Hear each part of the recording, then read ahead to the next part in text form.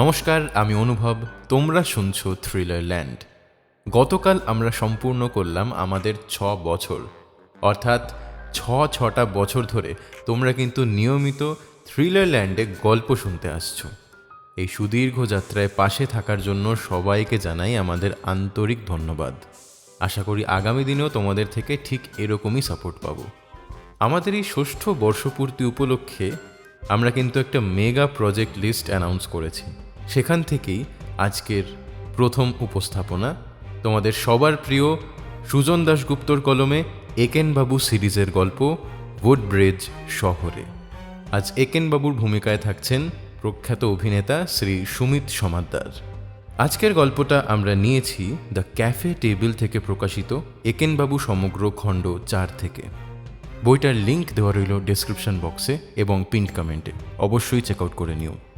গল্প শুরু করবার আগে বলে রাখি যথারীতি, যদি প্রথমবার গল্প শুনতে এসে থাকো বা এখনও সাবস্ক্রাইব করোনি চ্যানেলটাকে, কি করছো? প্লিজ সাবস্ক্রাইব করে দাও, আর সাবস্ক্রাইব বাটনের পাশে থাকা বেল আইকনটা অবশ্যই অল করে দিও, যাতে সমস্ত গল্পের নোটিফিকেশন তোমাদের কাছে ঠিকভাবে পৌঁছে যায়।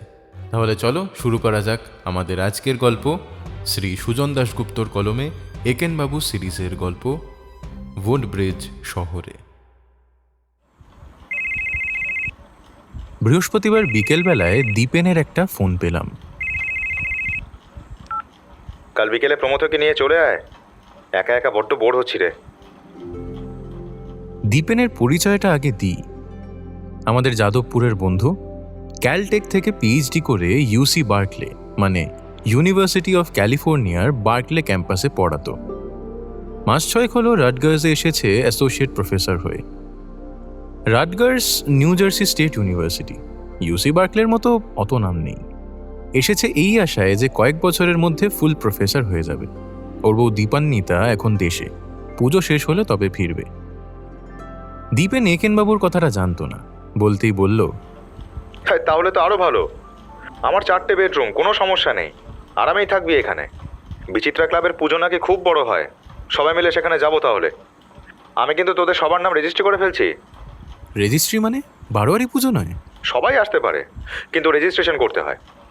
এত ভিড় হয় এখানে যে আগে থেকে কতজন আসছে না জানলে সামলাতে পারে না। রান্নাবান্নার ব্যাপার আছে তো, খাবার যাতে নষ্ট না হয় আর কি। ও বুঝলাম। তা গ্যাঁট গচ্চা কত দিতে হবে? তো সেটা জেনে তোর কি দরকার? আমি নেমন্তন্ন করতে পারি না? দীপেন বরাবরই লায়ন হার্টেড। আমার নিউ জার্সিতে বেশি যাওয়া হয় না। সত্যি কথা বলতে নিউ জার্সি আমার কাছে ম্যাদামারা লাগে, বিশেষ করে ম্যানহ্যাটেনের তুলনায়। একেবারে বেডরুম কমিউনিটি, অ্যাকশন বলে কিছুই নেই। অবশ্য এইসব শুনলে প্রমথটা মুখ বেঁকায়, বলে, এখানে যেন কত এক্সাইটিং কাজ করিস। পুজোয় নিউ জার্সি যাওয়ার সম্ভাবনায় সবচেয়ে উত্তেজিত একেনবাবু। চলুন স্যার, চলুন, একটা নতুন এক্সপিরিয়েন্স হবে। ব্রুকলিন আর কুইন্সের পুজো তো অনেকবার দেখলাম। এত আনন্দ কেন? বিনি পয়সায় পুজো দেখা হচ্ছে বলে? কি যে বলেন স্যার, পুজোয় যাব আর তার জন্য দক্ষিণা দেব না? একটু জানাবেন তো স্যার, কত করে দিতে হবে? ও নিয়ে দুশ্চিন্তা করবেন না, 3টে টিকিট কিনলে 4টা ফাউ। আপনি নিখরচায় যাবেন। একেনবাবু সবসময় রসিকতাটা বোঝেন না, বললেন, তাহলে স্যার যাবার পথে কফি আমি খাওয়াবো।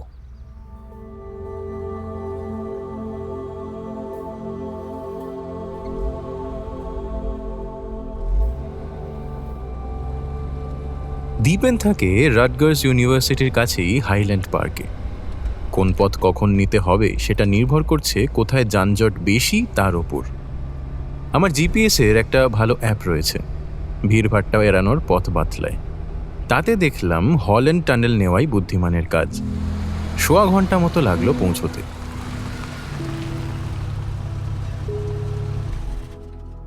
দীপেনের বাড়ি দেখে আমরা সবাই মুগ্ধ। প্রায় 4000 স্কোয়ার ফুটের দোতলা বাড়ি। বেডরুমগুলো সব ওপরে, নিচের তলায় অতিথি আপ্যায়নের জন্য বিশাল ড্রয়িং রুম। আপন লোকেদের সঙ্গে গল্পগুজব করবার জন্য যে লিভিং বা ফ্যামিলি রুম, সেটাও খুব একটা ছোট নয়। রান্নাঘরের পাশে ব্রেকফাস্টের জায়গা, এছাড়া ফর্মাল ডাইনিং রুম তো রয়েছে। একটা বড়সড় প্যান্ট্রি দিয়ে গ্যারাজে যাবার দরজা, সেখানে ওয়াশিং মেশিন আর ড্রায়ার রয়েছে। এখানে যারা আগে থাকতেন তারা মনে হয় প্রকৃতিপ্রেমী ছিলেন, কারণ পিছনে শুধু ঘাস আর জঙ্গল, আর তারই মাঝে কয়েকটা বড় বড় গাছ। প্রায় 1/2 একর জমির ওপর বাড়ি, খুব ইমপ্রেসিভ। আমাদের চোখে বিস্ময় দেখে দীপেন নিজেই বলল, ক্যালিফোর্নিয়ার বাড়ি বিক্রি করে প্রচুর প্রফিট করেছিলাম, বুঝলি তো? সেই টাকাতেই এই বাড়িটা কিনেছি একরকম। নিউ জার্সির এদিকটায় আমার খুব একটা বেশি আশা হয় না।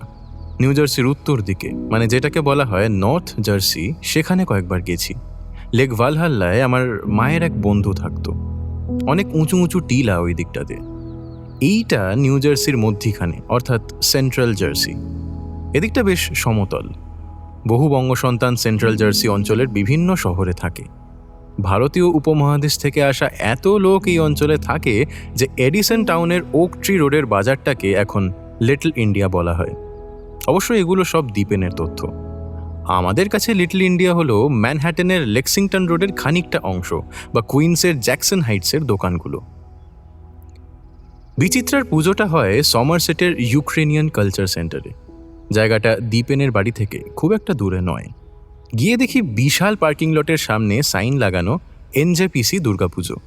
একজন সিকিউরিটি গার্ড গেট পাহারা দিচ্ছে। খুবই কনফিউজিং স্যার। আপনি বলছেন এটা বিচিত্রার পুজো, কিন্তু পুজোর টিকিটেও তো NJPC লেখা, নাম তো কোথাও নেই। কিরে, ঠিক জায়গায় এনেছিস তো? হ্যাঁ, এই ঠিকানায় তো দিয়েছিল আমাকে। কটা পুজো হয় নিউ জার্সিতে? অনেকগুলো, কিন্তু এটাই আমাকে ত্রিদীপ রেকমেন্ড করলো। ও আসছে এখানে। ত্রিদীপ? মানে আমাদের যাদবপুরের ত্রিদীপ? রাইট, ও এখন এখানে বেশ কয়েকটা ফার্মাসির মালিক। বাঙালি ব্যবসা করছে শুনলে বেশ ভালো লাগে। আমাদের রক্তে তো শুধু চাকরির নেশা, ব্যবসার কথা ভাবতেই পারি না।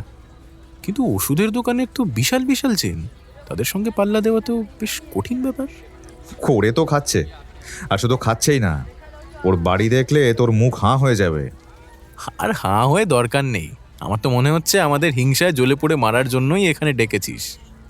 আমি হাসলাম বটে, তবে মনের মধ্যে একটা খোঁচা লাগলো। ত্রিদীপটা একটা চির আকাট ছিল।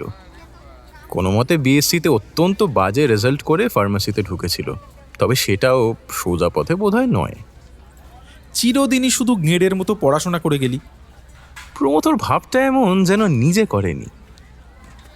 আমাদের সামনে বেশ কয়েকটা গাড়ি দাঁড়িয়ে লটে ঢোকার অপেক্ষা করছে। গার্ড টিকিট দেখে দেখে গাড়ি ঢুকতে দিচ্ছে। আমাদের টিকিট দেখেও ঢুকতে দিল। দীপেন গেট দিয়ে গাড়ি ঢোকাতে ঢোকাতে বলল, ঠিক জায়গাতেই তার মানে এসেছি। এখন মনে পড়ছে, ত্রিদীপ এই নিয়ে কি একটা জানি বলছিল। কোনো এক টেকনিক্যাল কারণে নাকি NJPC নামটা ব্যবহার করা হয়। কে জানে, হয়তো ভুল বলছি। ট্যাক্স ফ্যাক্সের ব্যাপার নিশ্চয়ই।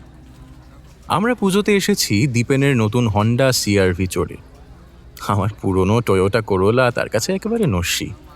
কিন্তু পার্কিং লটে দেখলাম মার্সিডিজ, লেক্সাস, BMW-র ভিড়। না, নিউ জার্সির বাসিন্দাদের টাকা আছে বটে। এরা বেশিরভাগই নিশ্চয়ই ওই H1B ভিসার পার্টি। আমি খেয়াল করেছি H1B ভিসার লোকেদের ওপর প্রমথর একটা জাত ক্রোধ আছে। কেন, সে কারণটা আমার মতে স্রেফ হিংসার।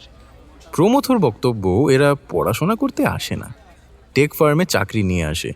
স্বল্পমেয়াদী ভিসা, যে কবছর চাকরি করে ভালো মাইনে পায়। এখানেই নাকি টাকাগুলো ওড়ায়, ধারে দামি গাড়ি কেনে আর ফুটানি মারে। আমি জানি এগুলোর বেশিরভাগই অসত্য, কিন্তু প্রমথকে কে বোঝায়? আসলে কোনো একটা পার্টিতে এক H1B ভিসাধারী ছেলেকে বলতে শুনেছিল, যারা এখানে পড়াশোনা করতে আসে তারা দেশে সুবিধা করতে পারেনি বলেই আসে। কোনো মতে এদেশে সস্তা একটা গাড়ি কিনতে পারলেই আর কোনো মাস্টারির চাকরি মিললেই ওরা বর্তে যায়। ওরা লাইফের কী জানে। এইটা শোনার পর প্রমথ কি করে রাগ সামলেছিল জানি না, কিন্তু সেই থেকে এই H1Bদের ও সহ্য করতে পারে না। তবে এটা যে শুধু একজন লোকের মত, সেটা ও কিছুতেই মানবে না, কারণ যারা সেখানে ছিল সবাই তাতে সায় দিয়েছিল। ওর শেষের এই কথাটাতে অবশ্য আমি কোনো মতে বিশ্বাস করি না। ওরকম একটা মন্তব্য শোনার পর প্রমথ অন্যদের রিয়াকশন দেখতে দাঁড়িয়েছিল, এটা বিশ্বাস করাও যায় না। তার উপরে আমি একদিন বলতে গিয়েছিলাম যে লোকটা ভুল তো কিছু বলেনি, সেই শুনে আমাকে এই মারে তো সেই মারে।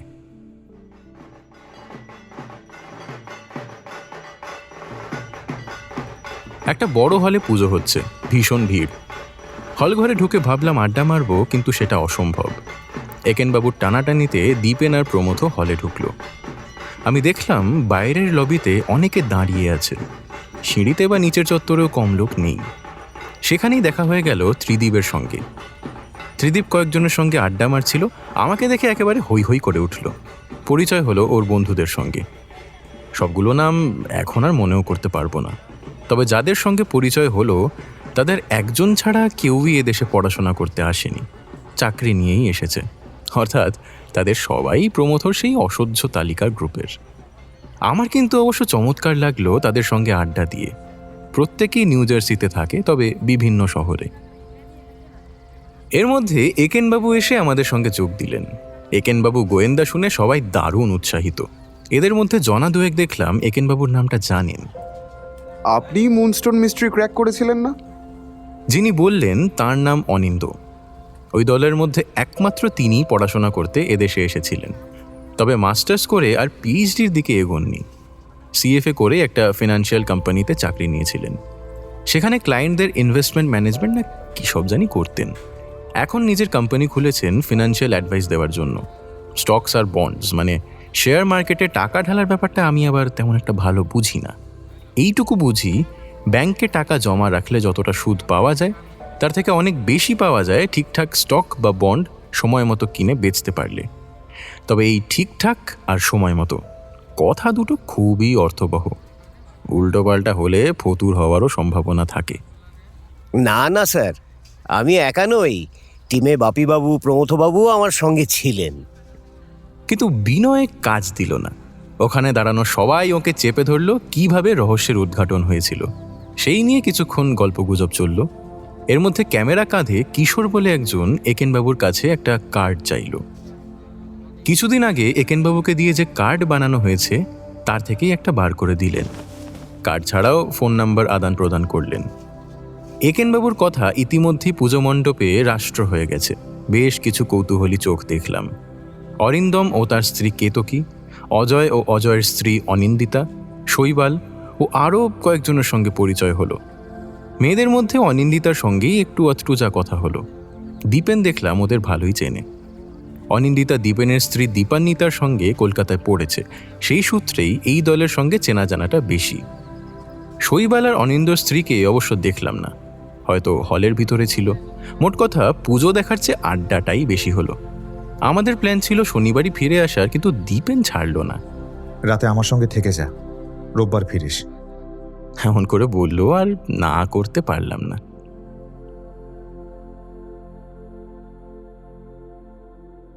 রাত্রে খাবার অর্ডার করব ঠিক করেছিলাম। প্রমথ ঘোষণা করলো ও রান্না করবে। দীপেন 2 বছর হলো বিয়ে করেনি, এর মধ্যে যে শুধু রান্নাবান্না ভুলে গেছে সেটাই নয়, কোথায় মশলাপাতি থাকে তাও জানে না। প্রমথ আবার রান্নায় কোনো শর্টকাট করে না, রান্নার প্রতিটা উপাদান ওর কাছে অপরিহার্য। দীপেন 2 বার ফোন করলো কলকাতায় কোথায় পোস্ত আছে, কোথায় কালো জিরে আছে ইত্যাদি জানতে। ওর বউ দীপান্বিতাকে আমি আবছা চিনতাম, আমার মাসিদের পাড়ার মেয়ে। আমাদের থেকে বছর 5 ছোট হবে। পড়াশোনায় খুবই ভালো ছিল, তবে একটু সিরিয়াস গোছের। ইউনিভার্সিটি অফ ক্যালিফোর্নিয়াতে পড়াশোনা করতে এসে দীপেনের সঙ্গে পরিচয়। কিছুদিন প্রেমের পরে বিবাহ। প্রমথ রান্না করছে আর আমাদের আড্ডা চলছে। এ কথা সে কথার পর যাদের সঙ্গে পুজোয় দেখা হলো তাদের প্রসঙ্গ এলো। ওদের মধ্যে অজয়কেই দীপেন মোটামুটি চেনে, অন্যদের সঙ্গে উপর উপর আলাপ। বড় বড় সোশ্যাল ফাংশনে ওদের সঙ্গে গল্পগুজব করলেও সামাজিকভাবে তেমন একটা মেলামেশা নেই। সে কি রে, আমার তো ওদের সঙ্গে গল্প করে দিব্যি লাগলো। আমাদেরই বয়সী হইচই করা পার্টি। না, আমার ঠিক জমে না। কেন জমে না? দীপেন কাটাতে চাইছিল, কিন্তু প্রমথও ছাড়ল না। কেন জমে না? দুম করে একটা স্টেটমেন্ট করলি, কিন্তু সেটার ব্যাক আপ করছিস না। ব্যাপারটা কি? আসলে দীপান্বিতা বিরক্ত হয় ওদের সঙ্গে মিশলে। আসলে বুঝলি তো, ওদের পার্টিগুলো একটু ওয়াইল্ড হয়। মদ টদ খেয়ে কে যে কী করে তার ঠিক ঠিকানা নেই। বিশেষ করে অনিন্দিতা একটু থাকে। দীপেন লজ্জা পেয়ে থেমে গেল। বোঝা গেল কোনো একটা ব্যাপার আছে যেটা দীপেন বলতে চায় না। তবে প্রমথ তাও কি ছাড়বে? মদ খেলে একটু আধটু মাতলামো তো সবাই করে, কিন্তু থাকবে কথাটা বললি কেন? আসলে অনিন্দিতা দীপান্বিতাকে একটু হিংসে করে। আমরা এখানে পার্মানেন্টলি থাকতে পারছি বলে। অনিন্দিতা দেশে ফিরতে চায় না, কিন্তু অজয়কে তো ফিরতেই হবে 1 বছর বাদে। ওদের ভিসার মেয়াদও ফুরিয়ে এসেছে। এটা ঠিক যে অনিন্দিতা একটু ফ্লাটি, ওই গায়ে পড়া টাইপের, আর দীপান্বিতা ভীষণ কনজারভেটিভ। তাই ও একেবারেই চায় না আমি ওদের সঙ্গে মিশি। সেই জন্যই ওদের পার্টিগুলোতে যাওয়া হয় না। সরি, এইগুলো তোদের বলা অনুচিত। তোরা আবার এগুলো রাষ্ট্র করিস না।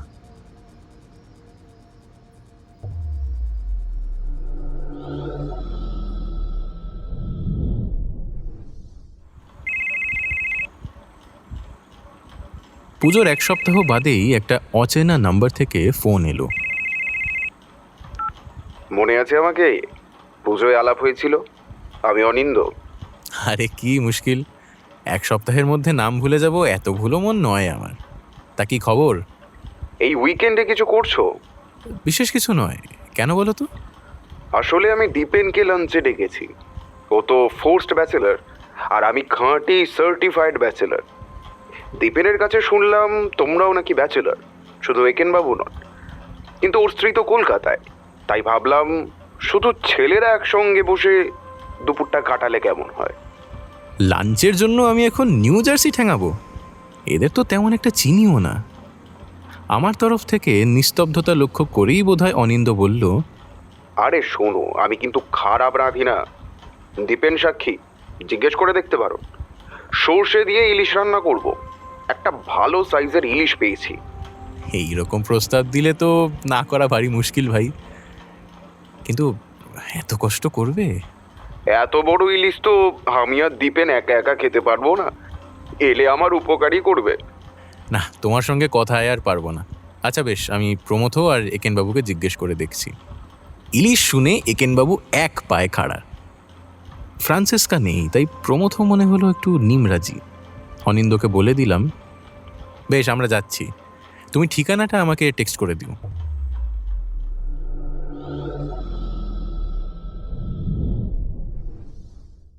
রিসলিন নামের এক মিষ্টি জার্মান ওয়াইনের বোতল নিয়ে রওনা দিলাম অনিন্দর বাড়ির দিকে।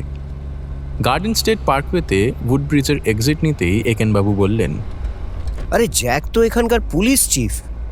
জ্যাক? হ্যাঁ স্যার, ক্যাপ্টেন স্টুয়ার্টের ডিপার্টমেন্টের সার্জেন্ট ছিল।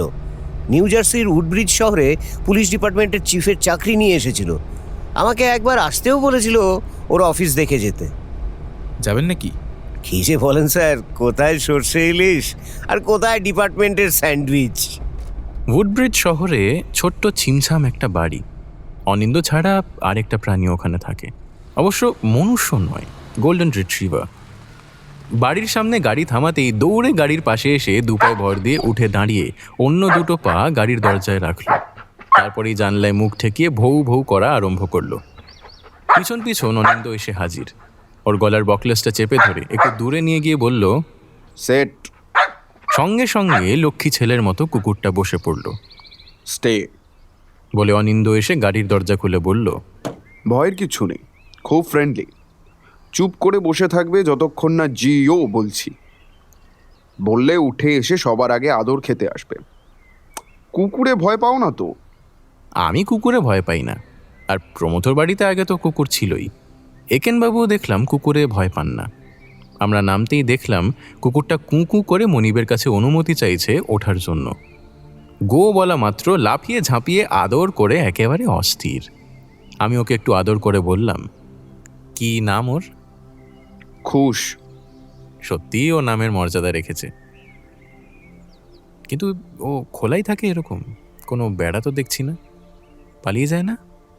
ইলেকট্রিক ফেন্স একটা আছে, তবে ও এমনিতেই এই চত্বরের বাইরে যায় না। ও আচ্ছা, তা খুব একটা পাহারাদার বলে তো মনে হচ্ছে না।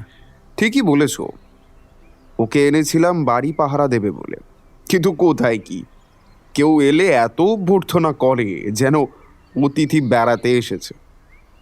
তবে কিনা ও থাকায় নিজেকে একটু নিঃসঙ্গ কম মনে হয়।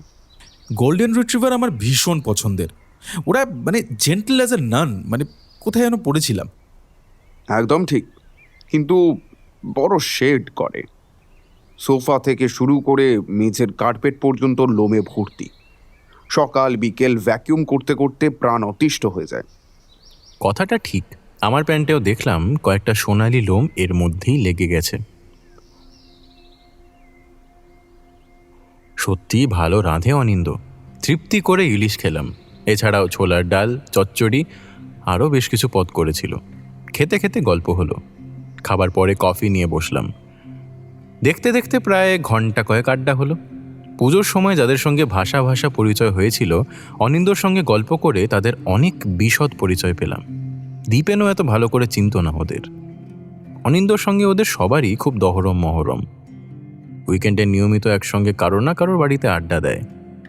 এই উইকেন্ডে একসঙ্গে সবাই বাইরে কাটাবে বলে কোথায় জানি গেছে। অনিন্দর একটা কাজ ছিল বলে যায়নি। শৈবাল, অরিন্দম, অজয় সবাই আইটি ফার্মে কাজ করে, কিন্তু কেউই রেগুলার কর্মী নয়, কনসালটেন্ট। কনসালটেন্ট মানে এদের কোনো একটা বিশেষ প্রজেক্টে কাজ করানোর জন্য এদেশে আনা হয়। কনসালটেন্টরা পেনশন, প্রভিডেন্ট ফান্ড বা এদেশের 401k ইন্স্যুরেন্স ইত্যাদি পায় না। তার বদলে খুব মোটা রকম আওয়ারলি পে দেওয়া হয়। একদিক থেকে বিচার করলে দুপক্ষেরই লাভ। যাদের ভিসার মেয়াদ এমনিতে কয়েক বছর মাত্র, তাদের পক্ষে চমৎকার ডিল। ওদের মধ্যে সবচেয়ে সাকসেসফুল নিঃসন্দেহে ত্রিদীপ, যদি সাকসেস টাকার হিসেবে হয়। একমাত্র ত্রিদীপেরই গ্রিন কার্ড আছে, অর্থাৎ পার্মানেন্ট রেসিডেন্ট। 10 বছর হলো এই দেশে রয়েছে। 8টা খুব চালু ওষুধের দোকান টিকে ফার্মেসির মালিক। এখন ফ্র্যাঞ্চাইজিং বিজনেসে নেমেছে। টিকে ফার্মেসি ব্র্যান্ড নেম নিয়ে আরও অনেকগুলো ফার্মেসি ছোট ছোট শহরে খোলা হচ্ছে। এগুলোর মালিক ভিন্ন লোক, কিন্তু টিকে ফার্মেসির ব্র্যান্ড নেম আর বিশাল ওষুধের স্টক ব্যবহার করতে পারার সুবিধার জন্য মোটা লাইসেন্স ফি ত্রিদীপকে দিচ্ছে। হয়তো আরও অনেক সুবিধা এর সঙ্গে জড়িত, অনিন্দ সবটা জানে না বা বুঝতে পারে না। তবে অনিন্দর কথাবার্তা এইটুকু বুঝলাম যে ও ত্রিদীপকে খুব একটা পছন্দ করে না। সরাসরি অবশ্য কিছু বলল না, কথায় কথায় জানালো ত্রিদীপের স্ত্রী ত্রিদীপকে ছেড়ে চলে গিয়েছে।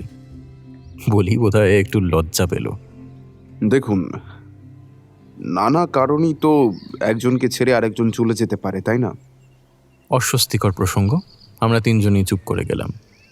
এরপর যেটা বলল সেটা আরও কনফিউজিং। ত্রিদীপ খুবই পপুলার, বিশেষ করে মেয়েদের মধ্যে। এটা শোনার পর স্বাভাবিকভাবেই প্রশ্ন জাগবে, সেটাই কি ওর স্ত্রীর ওকে ছেড়ে যাবার কারণ? তবে এই নিয়ে প্রশ্ন করাটা শোভন নয়। তবে বন্ধু পত্নীদের ওকে পছন্দ করবার কারণটা পরে স্পষ্ট হলো। ত্রিদীপ বেশ কয়েকজন বন্ধুর স্ত্রীকে চাকরি দিয়েছে। অরবিন্দর স্ত্রী, অজয়ের স্ত্রী, আরও 2-1জনকে। এমনিতে ওদের ডিপেন্ডেন্ট ভিসা, স্বামীর ডিপেন্ডেন্ট হিসেবে এসেছে বলে। ওই ভিসায় কেউ চাকরি করতে পারে না, অথচ সকলেই কিন্তু ওয়েল এডুকেটেড। দেশে অনেকেই চাকরি করতো, রোজগারও মন্দ করতো না। এখানে এসে কাজকর্ম না করে বসে থাকাটা সবার পক্ষে বেশ কষ্টকর। তাই ত্রিদীপ ওর কোম্পানিতে সবাইকেই কাজে লাগিয়েছে। কাগজে কলমে অবশ্য নয়, সেটা করা তো বেআইনি। ক্যাশ টাকা দেয় তাই মাইনের বদলে। 2 নম্বরই খাতার নিশ্চয়ই কোনো ব্যাপার ট্যাপার আছে, কিন্তু অল অ্যামং ফ্রেন্ডস, তাই এই নিয়ে কেউ খুব একটা কিছু বলে না। 9 দিন বাদে সোমবার সকালে যে খবরটা পেলাম সেটা একেবারেই অপ্রত্যাশিত। ফোন করেছিল দীপেন। খুব উত্তেজিত শোনালো ওকে। অনিন্দ খুন হয়েছে। অনিন্দ মানে? আমাদের অনিন্দ? মানে গত সপ্তাহে যার কাছে খেতে গিয়েছিলাম? হ্যাঁ, সেই। হোয়াট? তুই তুই শিওর? একটু আগে লোকাল নিউজে বলল। ওর বাড়ির সামনে থেকে রিপোর্ট করছিল। সকালবেলায় বাড়িতে ওর মৃতদেহ পাওয়া গিয়েছে। যে মেয়েটি অনিন্দর বাড়ি পরিষ্কার করতে আসে, সেই ওর বডিটা প্রথমে দেখতে পায়। তবে খুন কিনা সেটা বলেনি। কিন্তু কিন্তু আত্মহত্যা কেন করতে যাবে ও? ফোর্ডের পুলিশ অবশ্য তদন্ত করছে। প্রতিবেশীরা কেউই অনিন্দ সম্পর্কে বেশি কিছু জানে না। পুলিশ ওর পরিচিতদের খুঁজছে, যারা অনিন্দ সম্পর্কে কিছু খবর পুলিশকে দিতে পারে। মাই গড! অজয়ের কাছ থেকে এক্ষুনি ফোন পেলাম। কিশোর অজয়কে এর মধ্যেই ফোন করেছে।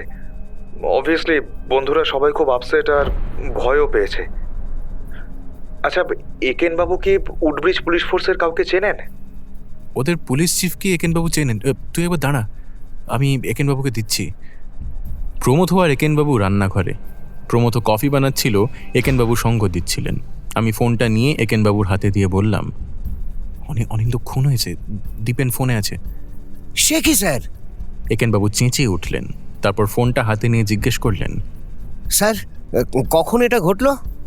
দীপেন ও প্রান্ত থেকে কি বলছিল আমি শুনতে পারছিলাম না। ঠিক আছে স্যার, আমি ওখানকার পুলিশ চিফকে খুব ভালো করে চিনি। আমি এক্ষুনি যোগাযোগ করছি। আগে বাপি বাবুর সঙ্গে একটু কথা বলে নিই। আচ্ছা। হুম হুম একেনবাবু এরপর কিছুক্ষণ হ্যাঁ হুঁ করলেন, শেষে বললেন, ভাববেন না স্যার, আমি খোঁজ নিচ্ছি। কি শুনলেন দীপেনের কাছে? ডিটেল দীপেনবাবু খুব একটা জানেন না। সকালে টিভিতে শুনেছেন গুলি লেগে মারা গেছেন। পুলিশ এখনো বলেনি খুন না সুইসাইড। দীপেনবাবুর ধারণা খুন। এমন ধারণার কারণ? জানি না স্যার, উনি এত আপসেট মানে সেটা প্রশ্ন করিনি। আসলে এগুলো না সামনাসামনি জিজ্ঞেস করাটাই ভালো। কিন্তু তার আগে স্যার, আমি মিস্টার জ্যাককে একবার ফোন করি। জ্যাক মানে ওখানকার পুলিশ চিফ? হ্যাঁ স্যার, আগেও বেশ কয়েকবার বলেছেন ওর অফিসে যেতে, সুতরাং অভ্যর্থনা নিশ্চয়ই পাবো। বিনি পয়সায় আপনার হেল্প পেলে কোন ছাগল অভ্যর্থনা করবে না? কি যে বলেন স্যার, মিস্টার জ্যাক কিন্তু সেরকম লোকই নন। এবার আমার মনে পড়ে গেল জ্যাককে। ক্রু কাট করা, দোহারা চেহারা, মাঝারি হাইটের একটা ছেলে। ছেলেই বলছি কারণ আমাদের থেকে একটু ছোটই হবে। ওকে ক্যাপ্টেন স্টুয়ার্টের ল্যাংবোর্ড বলতাম। আপনি কি আজ ওখানে যাবার কথা ভাবছেন নাকি? আমার ভাবনা তো স্যার শুধু ভাবনা। আপনি হ্যাঁ বললে তবেই না কিছু হয়। এইটা বলার কারণ আমাদের অ্যাপার্টমেন্টে শুধুমাত্র আমি গাড়িধারী।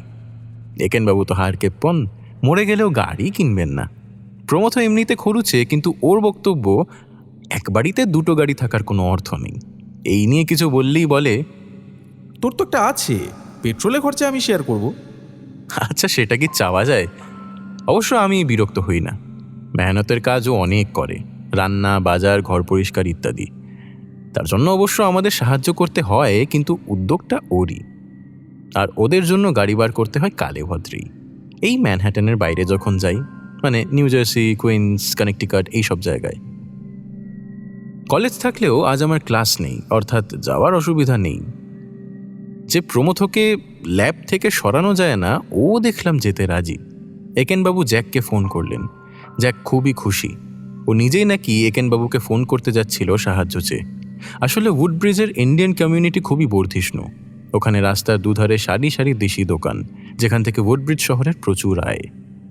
মেয়র থেকে শুরু করে সিটি কাউন্সিলের সবাই ভারতীয়দের সঙ্গে ভালো সম্পর্ক রাখতে চায়। যদি কেউ ভেবে বসে যে ভারতীয় বলে পুলিশ তদন্তে গাফিলতি করছে, তাহলেই ঝামেলা। জ্যাককে তাই মেয়রের নির্দেশ যত দ্রুত সম্ভব ব্যাপারটার নিষ্পত্তি করবার। দীপেনকে ফোন করে বললাম একেনবাবুকে নিয়ে আমরা আসছি। প্রথমে পুলিশ চিফের কাছে, তারপর ওর বাড়িতে ঢুঁ মারব।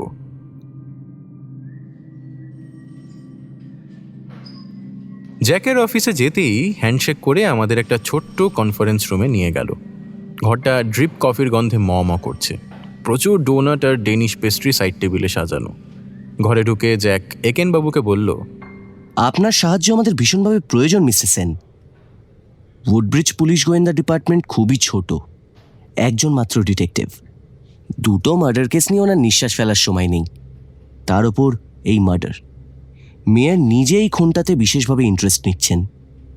আমি আপনার কথা ওকে বলেছি, উনি চান আপনি কনসালটেন্ট হিসেবে এখানে সাহায্য করুন। তার জন্য যথাযোগ্য পারিশ্রমিক আপনি পাবেন।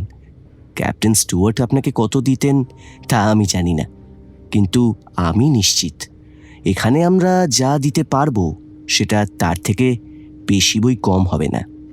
আর তাছাড়া এটা ম্যানহ্যাটেন থেকে অনেক দূরে, তাই একটা কনভিনিয়েন্স অ্যালাউয়েন্সও মেয়র দেবেন বলে জানিয়েছেন। কি যে বলেন স্যার, যিনি মারা গেছেন তিনি আমাদের পরিচিত। তার সম্মানেই তো আমি সাহায্য করতাম। এটা শুধু সাহায্যই নয়, পুরো দায়িত্বই আপনার।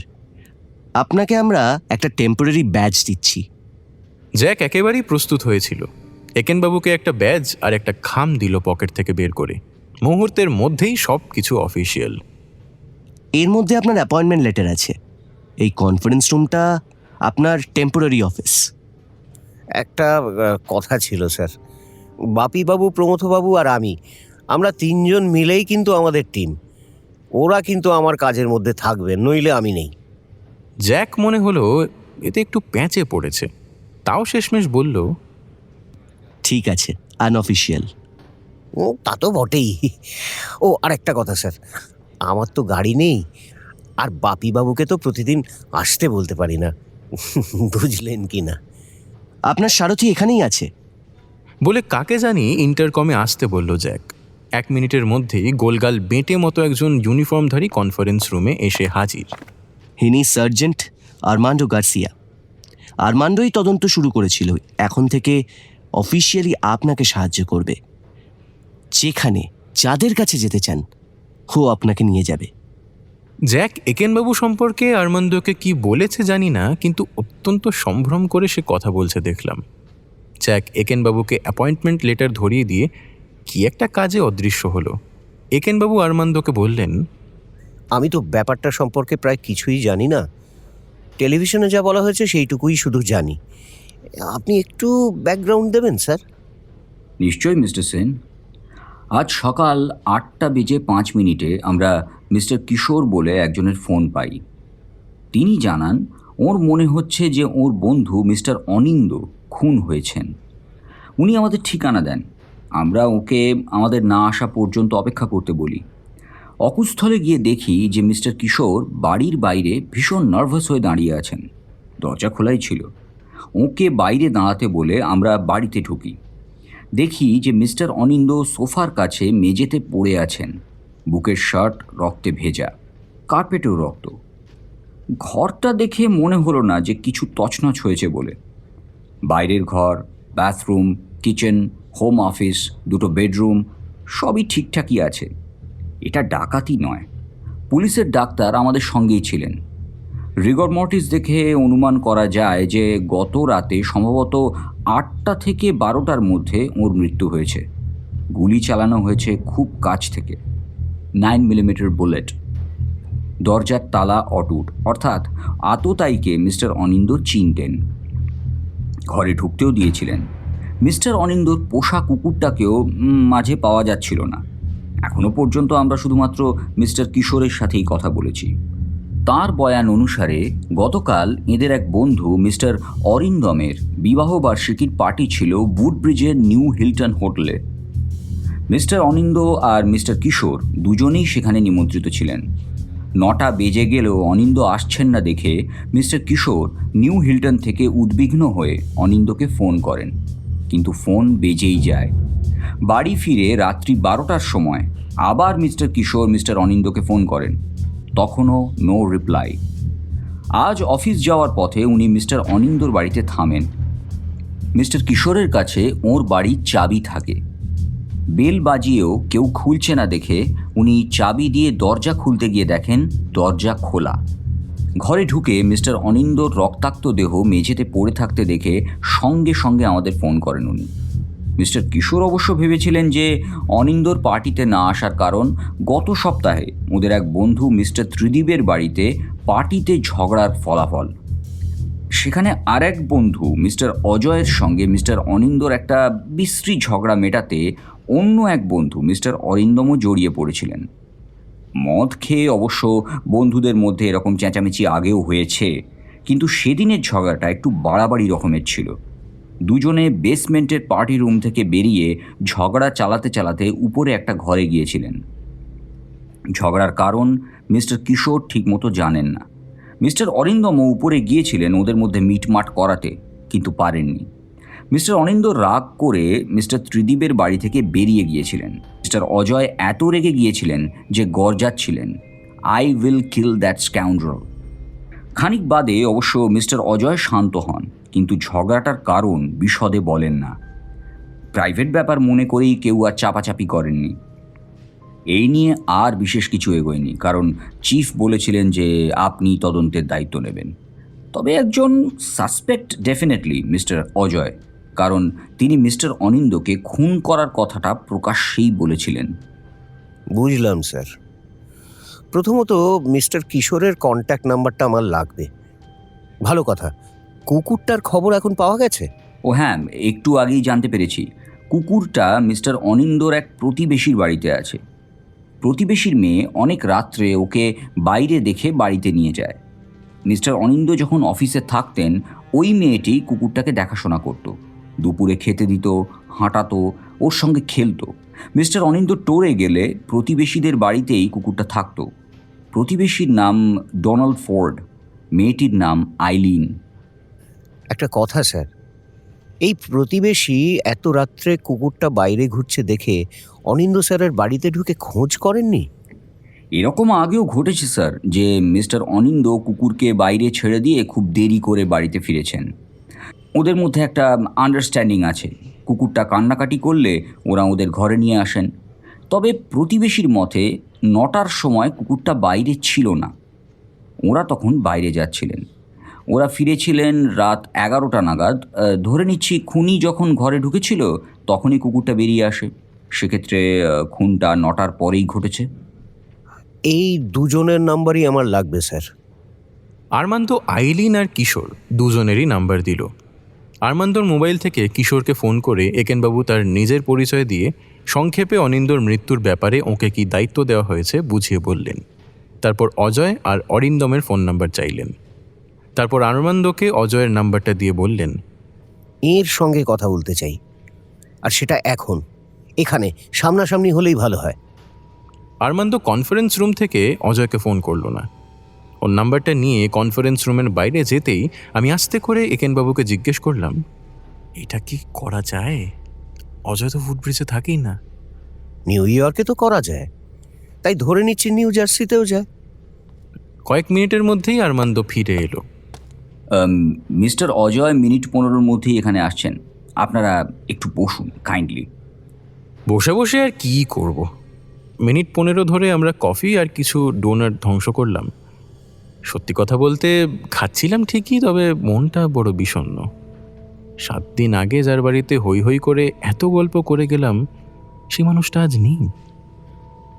আজ একেনবাবুর ডাক পড়েছে তার খুনিকে খুঁজে বার করার।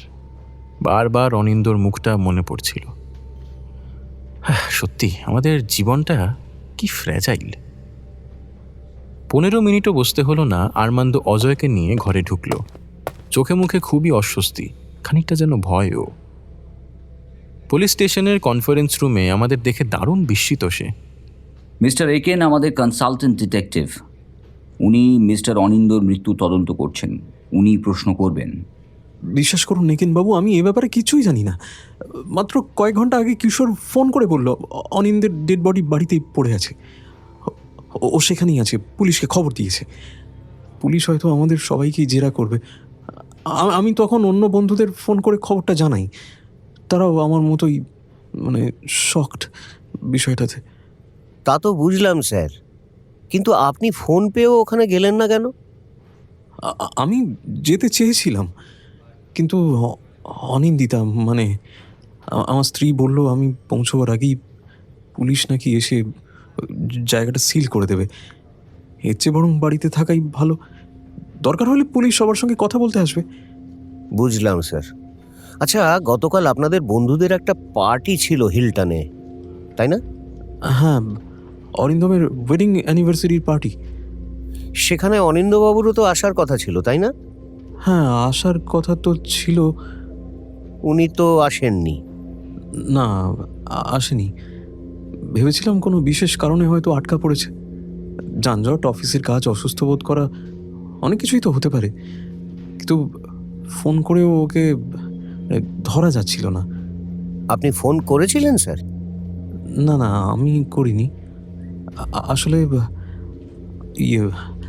আগের সপ্তাহে অনিন্দর সঙ্গে আমার একটু ঝগড়া হয়েছিল। দুজনেই ড্রিঙ্ক করে একটু হাই হয়ে গেছিলাম আর কি। তো অনিন্দ রাগ করে পার্টি ছেড়ে চলেও গিয়েছিল। ঝগড়াটা ঠিক কী নিয়ে হয়েছিল স্যার? সেটা পার্সোনাল ব্যাপার। আপনি নাকি স্যার ওকে খুন করবেন বলেছিলেন? কথাটা শুনে অজয়ের মুখটা কালো হয়ে গেল। ওটা কথার কথা।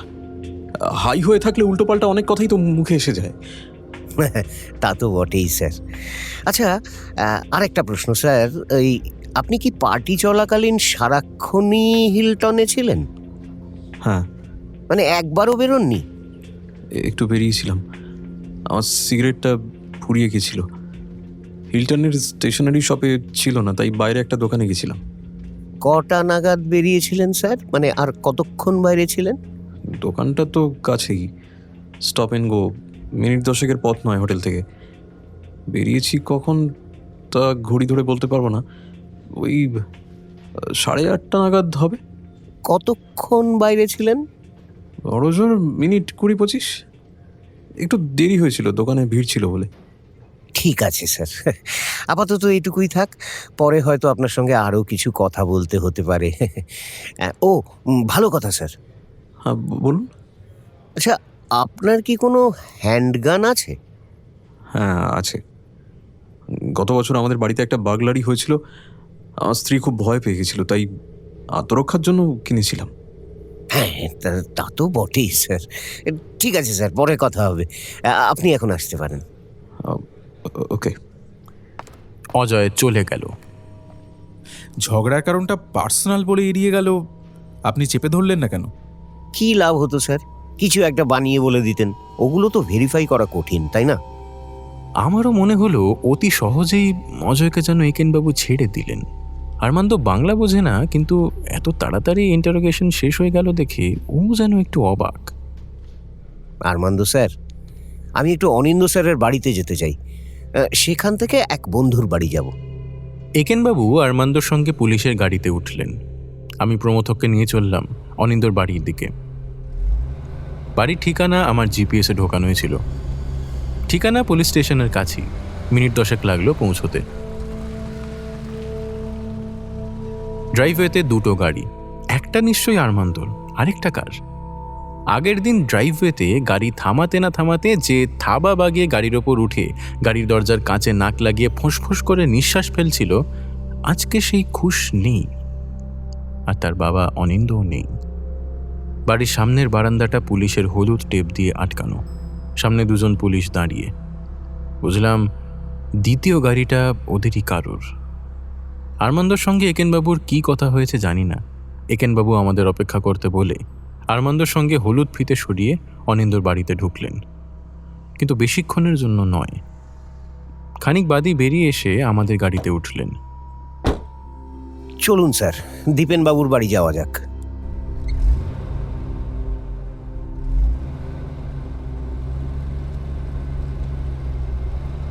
কি ব্যাপার, পুলিশের কাজ নিয়ে আমাদের পরিত্যাগ করলেন যে বড়? কি যে বলেন স্যার, আপনারা সবাই আমার সঙ্গে তো আছেনই। আসলে আরমান্দর কর্তৃপক্ষ একটু ঝামেলা করছে, বুঝলেন, ভয় পাচ্ছে। পুলিশের লোক ছাড়া তদন্তে অন্য কেউ থাকলে পরে ওই কোর্টে ঝামেলা হবে, তাই আর কি। ন্যায্য কথা। কি বুঝলেন বাড়িতে ঢুকে?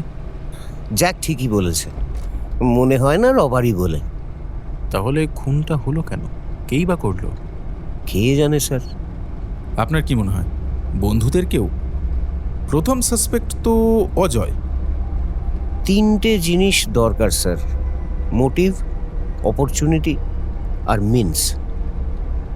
যেগুলোতে অনিন্দবাবুর মৃত্যু ঘটেছে সেটা যদি অজয়বাবুর হ্যান্ডগান থেকে বেরিয়ে থাকে তাহলে মিন্স আছে, মোটিভও তো আছে বলে মনে হচ্ছে, তবে সেটা কতটা স্ট্রং তা কিন্তু পরিষ্কার নয়। কিন্তু অপরচুনিটি পাওয়া যাচ্ছে না যদি অজয়বাবুর কথা সত্যি হয়। অজয়বাবু বাইরে ছিলেন মিনিট 20-25 জন্য।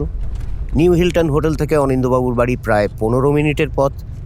যদি সেখানে সোজা গিয়ে খুনও করে আসেন তাহলেও তো স্যার আধ ঘন্টা। আরে যাহাই 25 তাহাই 30। আর অজয় যে ঠিক বলছে তার প্রমাণ কি, সেটাও তো জানতে হবে। ঠিক স্যার। তাহলে এবার কি করবেন? কি আর করবো স্যার, দীপেনবাবুর বাড়িতে গিয়ে ওর সঙ্গে লাঞ্চ করব।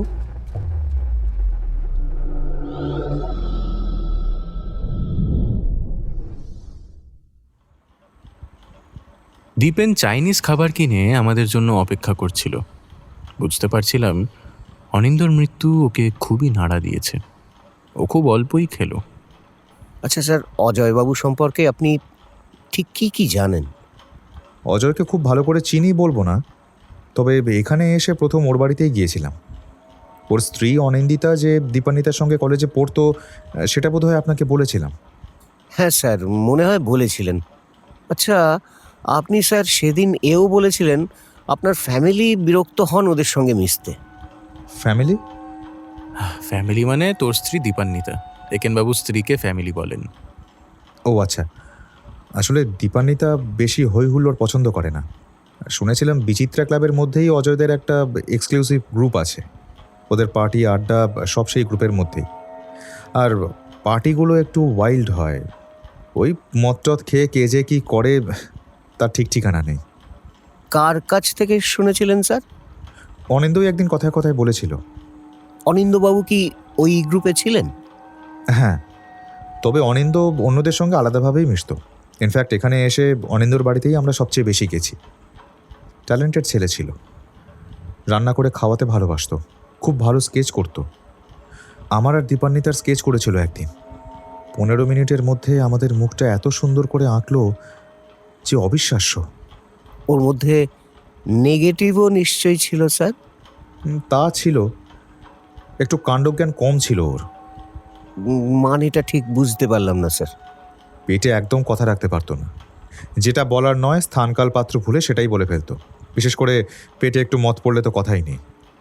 দীপান্বিতা এতে অনেক সময় বিরক্তই হতো, কিন্তু এটা জানতো যে ওর মনটা ভালো, তাই আমাদের যাতায়াতটা বন্ধ হয়নি। আর কিশোরবাবু, তিনিও কি ওই গ্রুপের মধ্যেই ছিলেন?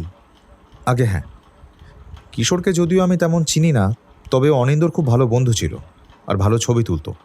হ্যাঁ, উনিই স্যার অনিন্দবাবুর ডেড বডি আবিষ্কার করেছিলেন। অজয় তাই বলল, আরও বলল আপনি তদন্ত করছেন এই মার্ডারের। একটু আগে ওর সঙ্গে থানায় কথাও বলেছেন। হ্যাঁ, ওই মানে একটু সাহায্য করছি স্যার। আচ্ছা, অজয় কিন্তু খুব নার্ভাস। হ্যাঁ, আপনি ওর আর অনিন্দর ঝগড়া নিয়ে প্রশ্ন করেছিলেন বলে। আরে না স্যার, ঝগড়া তো সবসময়ই বন্ধুদের মধ্যে হয়। না না, তা না, আসলে অজয় বলল সবাই একটু হাই হয়ে গিয়েছিল ত্রিদীপের বাড়িতে, সেই জন্য বই খুন টুন করার কথা তুলেছিল। আসলে ড্রাঙ্ক হলে কে যে কি বলে, ওর খুব চিন্তা হচ্ছে। ও ভেবেছে আপনি মনে হয় ব্যাপারটা সিরিয়াসলি নিয়েছেন। এমনিতেও আমাকে ফোন করে না, তবে আজ এই নিয়ে দ্বিতীয়বার ফোন করলো। বাপি আর প্রমথ আমার ছেলেবেলার বন্ধু, আর আপনারা সবাই একসঙ্গে থাকেন এটা জেনেই মনে হয় ফোনটা করেছিল। উনি খামোখা ভয় পাচ্ছেন স্যার। তবে আরও দু একটা প্রশ্ন ছিল, ওর সঙ্গে দেখা হলে ভালোই লাগতো। আর থানায় প্রশ্ন করছি না বলে কথা বলতে উনি হয়তো আরেকটু রিল্যাক্স বোধ করবেন। দাঁড়ান দেখি ও বাড়িতে আছে কিনা। বলেই দীপেন ওয়াশরুমে গেল মুখ ধুতে। একটু বাদেই ফিরে এসে বলল, অজয়কে ধরার চেষ্টা করলাম, ও একটা জরুরি দরকারে বেরিয়েছে। অনিন্দিতা মানে ওর স্ত্রী আপনাকে বিশেষ করে আসতে বলল। ও ভীষণ নার্ভাস হয়ে পড়েছে, কিশোর ছাড়া একমাত্র অজয়কেই পুলিশ জেরা করছে দেখে। অজয়ের অ্যাপার্টমেন্ট খুব একটা দূরে নয়। আসলে মিডলসেক্স কাউন্টির ইস্ট ব্রান্সউইক, রওয়ে ইত্যাদি শহরগুলো ঘেঁষাঘেঁষি করে একের পিঠে এক হয়ে রয়েছে। অনিন্দিতা আমাদের জন্য অপেক্ষা করছিলেন। পুজোয় দেখা হয়েছিল, তাই চেহারাটা আবছা মনে ছিল। পুজোয় শাড়ি পরেছিলেন, আজকে জিন্স আর মারুন রঙের ট্যাঙ্ক টপ। প্রসাধন ছাড়াই আকর্ষণীয় চেহারা, তবে বোঝা যাচ্ছে খুব নার্ভাস। হ্যাঁ, অজয়কে আমি ফোন করে বললাম আপনারা আসছেন। এমনিতে সোমবার ওর কাজের চাপটা একটু বেশিই থাকে, তার উপর সকালে পুলিশ স্টেশনে যেতে হলো। তাও চেষ্টা করবে ও আসতে। না না, তার কোনো দরকার নেই ম্যাডাম। ম্যাডাম শুনে সবার যা রিয়াকশন হয়, অনিন্দিতারও সেটাই হলো। ওকে ঠেকাতে পারবেন না, শিশু বয়সের অভ্যাস। ও আচ্ছা আচ্ছা, তা আপনারা বোধহয় ওকেই সন্দেহ করছেন। আরে কি মুশকিল ম্যাডাম, এতটুকুও নয়, কিন্তু প্রশ্ন তো করতেই হয়। হ্যাঁ, ও বলছিল অনিন্দর সঙ্গে ওর ঝগড়া নিয়ে জানতে চেয়েছিলেন। তা চেয়েছিলাম ম্যাডাম। আসলে আমাদের পার্টিতে কেউ কেউ একটু বেশি ড্রিঙ্ক করে ফেলে, অজয়ও ব্যতিক্রম নয়। তখন সাধারণ ব্যাপারও অসাধারণ হয়ে ওঠে। আপনি কি জানেন ম্যাডাম ব্যাপারটা কি? আমি যে ঠিক জানি তা বলতে পারবো না, তবে হ্যাঁ, অনুমান করছি। অনুমানটাই বলুন ম্যাডাম।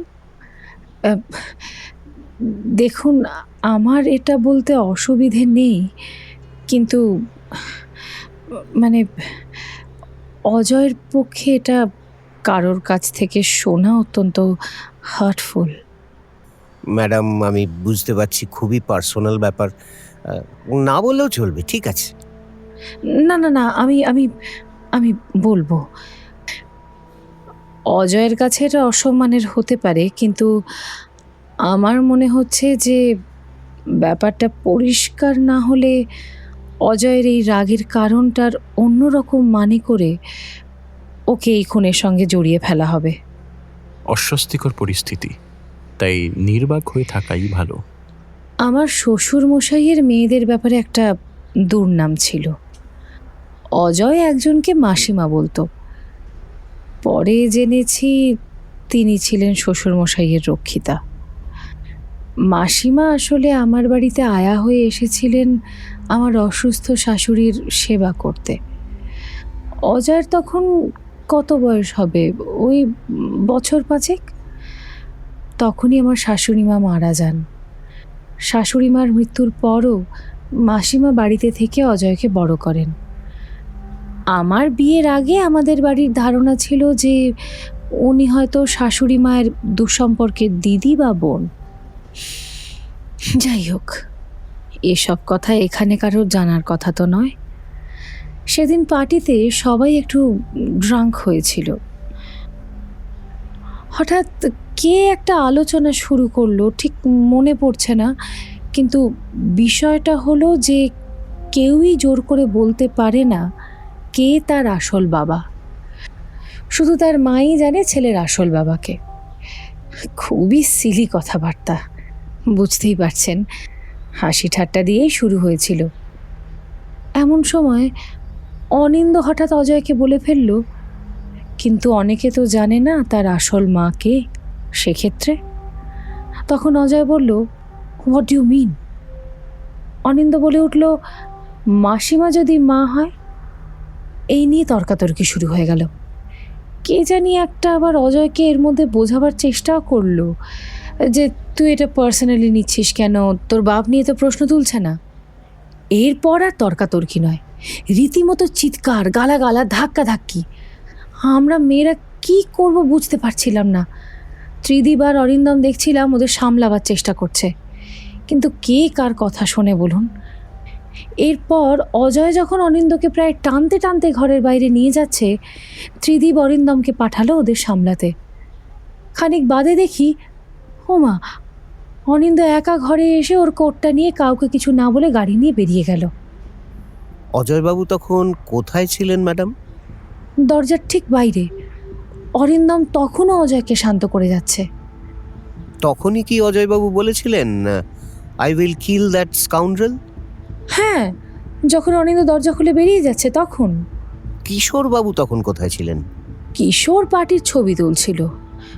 ও খুব ছবি তুলতে ভালোবাসে, আমাদের সঙ্গেই বসেছিল। ত্রিদীপও আমাদের সঙ্গে ছিল। ও তো হোস্ট, তাই হোস্টের দায়িত্ব পালন করছিল। আচ্ছা ম্যাডাম, ওই অজয়বাবুর মাসিমার কথাটা এখানে আর কি কেউ জানে? কারোরই তো জানার কথা নয়। এখানকার সবার সঙ্গেই আমার পরিচয় এদেশে এসেই। আমি তো শুনেছিলাম দীপান্বিতা ম্যাডাম, মানে দীপেনবাবুর স্ত্রী, আপনার সঙ্গে কলেজে পড়তেন। ও হ্যাঁ, কিন্তু ও আমাকে চিনতো বিয়ের আগে। এসব নিয়ে ওর সঙ্গে কোনো কথা আমার হয়নি। দীপেন, তোমাকে দীপান্বিতা কিছু বলেছিল নাকি এই বিষয়ে? দীপান্বিতার প্রসঙ্গ আসায় দীপেন দেখলাম একটু অস্বস্তি বোধ করছে। আচ্ছা, আপনাদের কটা গাড়ি ম্যাডাম? কটা গাড়ি মানে? হ্যাঁ ম্যাডাম, এখানে মানে নিউ জার্সিতে তো শুনেছি সবারই অন্তত 2টো করে গাড়ি থাকে, কারণ এখানে বাস টাস তো সেরকম বেশি চলে না। ও হ্যাঁ, আমাদের আমাদের 2টো গাড়ি। কোনটা অজয়বাবু চালান?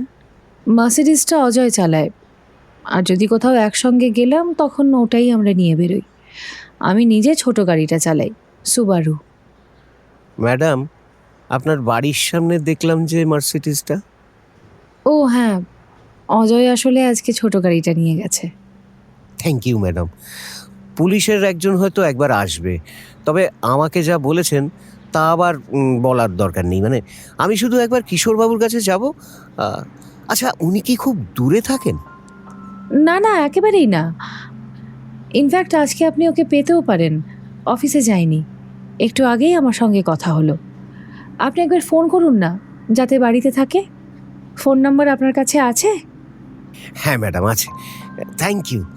আমরা আজ আসি। একেনবাবুর পিছন পিছন আমরা বেরিয়ে এলাম। একেনবাবু কিশোরকে ফোন করে জিজ্ঞেস করলেন এখন আসতে পারবেন কিনা। উত্তর এলো হ্যাঁ। 1 সেকেন্ড স্যার, আমি আরমান্দো স্যারকে একটা ফোন করছি। বলে আমাদের থেকে একটু আড়ালে গিয়ে একেনবাবু আরমান্দোর সঙ্গে দু একটা কথা বললেন। খানিক পরেই এসে দীপেনকে বললেন, আপনার তাড়া নেই তো স্যার? তাহলে চলুন কিশোরবাবুর সঙ্গে একটু কথা বলে আসি। না না, চলুন। এমনিতেই কিছু করার আর মন নেই আজ।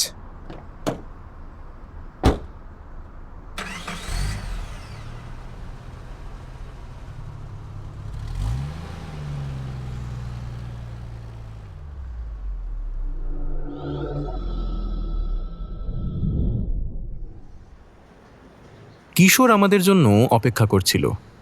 ও মনে হলো সকাল থেকে বিধ্বস্ত হয়ে আছে। কি যে হলো কিছু বুঝতে পারছেন একেনবাবু? কনফিউজিং তো বটেই স্যার, তবে কিনা আমি এসেছি আপনার কাছে কিছু ছবি দেখতে। মানে? আমি শুনেছি আপনি খুব ভালো ফটোগ্রাফার, যেখানে যান সেখানেই ছবি টবি তোলেন। ভালো ফটোগ্রাফার কিনা জানি না, তবে ছবি তোলা আমার বহুদিনের হবি। এখন তো মোবাইলেও ভালো ছবি তোলা যায়, ভালো ক্যামেরার দরকারও হয় না। আমি স্যার ছবি টবি সেরকম বুঝি না। আমি এসেছি ওই পার্টির ছবি দেখতে। কোন পার্টির? অরিন্দমবাবুর অ্যানিভার্সারির পার্টি তুলেছিলেন না ছবি সেখানে? হ্যাঁ তুলেছি তো, এই তো। বলে আলমারি থেকে ডিজিটাল ক্যামেরাটা নামিয়ে আনলো কিশোর। দেখুন, প্রায় 40টা ছবি তুলেছিলাম সেদিন। সব ছবি আপনি তুলেছেন? সব। এই ক্যামেরা আমি কাউকে ধরতে দিই না। কোনটা দেখতে চান? ওই প্রথম দিকের ছবিগুলো, মানে যদি অজয়বাবুর কোনো ছবি থাকে। আছে। বলে ক্যামেরা থেকে খুঁজে খুঁজে ছবিগুলো বার করতে থাকলো কিশোর। প্রায় 5টা ছবি, আলাদা নয়, গ্রুপের মধ্যে। ডার্ক স্যুট পরিহিত অজয়, খুব সুন্দর ছবি। আচ্ছা, এগুলোকে একটু বড় করা যায় না? কেন যাবে না, নিন এইটা ক্লিক করতে থাকুন। আর এই যে এই বাটনটা, এটা হচ্ছে ছবিকে স্লেটারিং করার জন্য।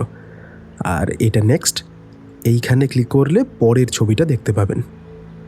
আমি ক্যামেরাটা ধরবো স্যার? মানে আপনি যে একটু আগে বললেন। সেটা ছবি তোলার ব্যাপারে, ছবি দেখার ব্যাপারে নয়। প্রমথ একেনবাবুকে সাহায্য করতে এগিয়ে এলো।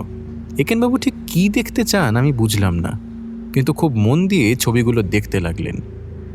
মাঝে মাঝে এত ম্যাগনিফাই করে ফেলছিলেন যে ছবি ফেটে চৌচির হয়ে যাচ্ছিল। ভালো কথা স্যার। অজয়বাবু নাকি কিছুক্ষণের জন্য পার্টি ছেড়ে বাইরে গিয়েছিলেন? হ্যাঁ, ওর সিগারেট ফুরিয়ে গিয়েছিল। সিগারেট এখনও ছাড়তে পারছে না। মাঝে মাঝেই ওকে ধোঁয়া গিলতে হয়, বারণ করলেও শোনে না। কতক্ষণ বাইরে ছিলেন উনি? এক্স্যাক্টলি বলতে পারবো না।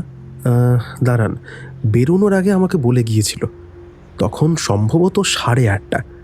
তার একটু আগেও হতে পারে, কারণ আমার মনে আছে হিলটনের কনভেনিয়েন্স স্টোরে পাইনি। তাই ওকে বলেছিলাম একটু তাড়াতাড়ি যেতে। স্টপ অ্যান্ড গো 9টায় বন্ধ হয়ে যায়। যদি সিগারেট ওখানে না পায় তাহলে আরও দূরে যেতে হতো। আচ্ছা, উনি কখন ফিরেছিলেন? 9:30 অনেক আগেই হবে, কারণ অরিন্দমদের অ্যানিভার্সারির কেক কাটিং ঠিক 9:30টার সময় প্ল্যান ছিল। আপনার ঠিক মনে আছে যে উনি 8:30তেই বেরিয়েছিলেন? সেটাই ধারণা, কিন্তু জোর দিয়ে বলতে পারবো না। অনুমান করছি সেটাই। তাড়াতাড়ি ওকে যেতে বলেছিলাম এইটুকু মনে আছে। আর 9:30টার আগেই ফিরেছিল। ঠিক আছে। আচ্ছা, কেক কাটার ছবিগুলো একটু দেখান না। নেক্সট বাটনটা ক্লিক করতে থাকুন, পেয়ে যাবেন। ও হ্যাঁ, তাই তো স্যার। একেনবাবু ক্লিক করে করে ছবিগুলো দেখছেন, মাঝে মাঝে খুটখুট করে এনলার্জ করছেন। আমার কিছুই আর করার নেই। সময় কাটাবার জন্য কিশোরের বইয়ের র্যাকের দিকে মন দিলাম। কিশোর মনে হলো ট্র্যাভেল বইয়ের একনিষ্ঠ পাঠক। সারা র্যাক জুড়েই ট্র্যাভেলের বই। আমি ইসরায়েল ট্র্যাভেলের বইটা তুলে পাতা উল্টাতে লাগলাম। আচ্ছা স্যার, এই ছবিগুলো কি আপনি আমায় ইমেল করতে পারেন? সবগুলো? সবগুলো পাঠাতে তো অনেক সময় লাগবে। আপনি বরং ত্রিদীপবাবুর, অরিন্দমবাবুর আর অজয়বাবুর ছবিগুলো যদি পাঠান, প্রথম দিকের আর কেক কাটার পরের দিকের। আপনার ইমেল আইডিটা একটু বলুন। কীরকম রেজলিউশন চান? এই মানে যত বেশি হয় ততই ভালো। ওকে, চলে গেছে। Thank you sir, thank you. আর আপনার সময় নষ্ট করব না, শুধু আর কয়েকটা প্রশ্ন। আপনি কি সারাক্ষণই পার্টিতে ছিলেন? হ্যাঁ। শেষবার মানে আজকে সকালটা বাদ দিলে শেষ কবে গিয়েছিলেন অনিন্দবাবুর বাড়িতে? দিন 10 আগে। অজয়বাবু আর অনিন্দবাবুর ঝগড়ার পর যাননি? না, অফিসের কাজে দিন 3 জন্য মিশিগান যেতে হয়েছিল। ফিরেছি বৃহস্পতিবার। ক্লান্ত ছিলাম, তবে ফোনে কথা হয়েছিল। তখনই বলল ও শুক্রবার পার্টিতে আসবে না। আমি ওকে অনেক বোঝানোর পরে আসতে রাজি হলো। ঝগড়ার কারণটা জানতেন স্যার? ফ্র্যাঙ্কলি না, সেলি কথাবার্তা হচ্ছিল। হঠাৎ অজয় চটে যায়, প্রাইভেট কোনো ব্যাপার নিশ্চয়ই, কিন্তু অত রেগে যাবার কি কারণ বুঝিনি। ও, আর একটা কথা স্যার, ত্রিদীপবাবু আর অরিন্দমবাবুর নম্বরটা আমি জানি না, মানে আমাকে একটু দেবেন প্লিজ? নিশ্চয়ই। কিশোর ওর ফোন থেকে 2 নাম্বারই দিল। জানি না আজ আবার ওদের পাবো কি না। অরিন্দমকে পাবেন না, 2 দিনের ছুটি নিয়ে ওরা খুব ভোরবেলায় ওয়াশিংটন ডিসিতে গেছে। আমি যখন অরিন্দর খবর জানতে ফোন করেছি তখন ওরা মেরিল্যান্ডে। তবে ত্রিদীপকে অফিসে পাবেন, ওর অফিস কাছেই, বাড়িও অফিস থেকে দূরে নয়। ও 7 দিনই কাজ করে। অফিসটা কোথায়? আমি অফিসের বিল্ডিংটা জানি, অনেকগুলো অফিস ওখানে, কিন্তু তার মধ্যে ওর অফিসটা যে ঠিক কোনটা সেটা জানি না। চেনার কোনো অসুবিধা নেই। রিজার্ভ পার্কিং স্পেসে যেখানে আলফা রোমিও গাড়ি দেখবেন তার সামনে দরজা দিয়ে ঢুকলেই প্রথম অফিস হলো ত্রিদীপের। আলফা রোমিও নামটা বোধহয় একেনবাবু আগে শোনেননি। আমি তাই চাপা স্বরে ওকে বললাম, খুব এক্সপেন্সিভ গাড়ি, এই অঞ্চলে খুব একটা বেশি নেই। কাল পার্টি থেকে কখন ফিরলেন স্যার? রাত 11:30টায়। একা? হ্যাঁ, একাই। মানে অজয় আমার সঙ্গে ছিল। অরিন্দম আর কেতকী খুব সকালে ডিসি চলে যাবে বলে আগের দিনই অজয় আর আমাকে বলে রেখেছিল পার্টি শেষে ক্লিন আপে হেল্প করতে। আমরা তাই থেকে গিয়েছিলাম। ফেরার পথে অজয়কে নামিয়ে বাড়ি ফিরি। অনিন্দিতা ম্যাডাম? ও অন্য কারোর কাছ থেকে রাইড নেয়। সবাই তো আমরা কাছাকাছিই থাকি। হ্যাঁ হ্যাঁ হ্যাঁ, তা তো বটেই স্যার। আচ্ছা, আপনার তো স্যার আজ অফিস ছিল না? হ্যাঁ, কিন্তু আপনি তো স্যার যাননি, তাই না?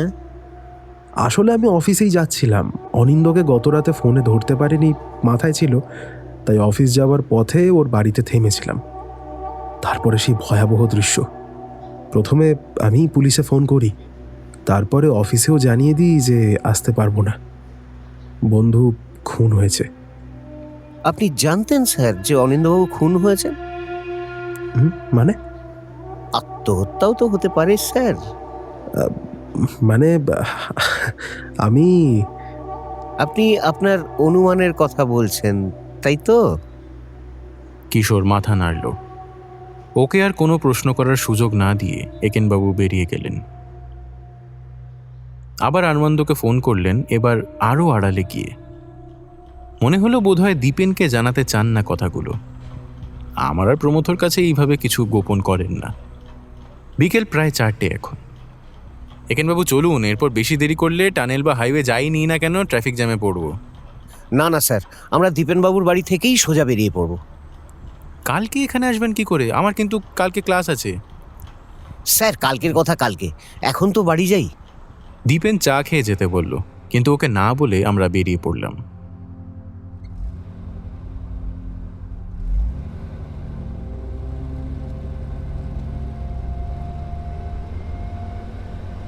সত্যি গা জ্বলে যায়। গণ্ডমূর্খ ব্যাটা ত্রিদীপ আলফা রোমিওতে চড়ছে, হ্যাঁ, আর আমাকে বাপির এই লড়ঝড়ে টয়োটাতে ঝাঁকুনি খেতে খেতে যেতে হচ্ছে। দেখছেন একেনবাবু, আমার গাড়িতে যাচ্ছে আবার গালমন্দও করছে। এই গাড়ি স্যার মোটেই খারাপ না, ফাংশনাল স্যার। গাড়ি তো এক জায়গা থেকে আরেক জায়গায় যাওয়ার জন্যেই। দিব্যি তো চলে এলাম স্যার নিউ জার্সিতে, এখন আবার ফিরেও যাচ্ছি। থাক, আর বাপিকে তেল মারতে হবে না। কাল থেকে আপনি অন ইওর ওন। বাপির ক্লাস আছে। আর বেফ সঙ্গে লাঞ্চ করতে আসে বলে আজকাল মোটে কামাই করে না।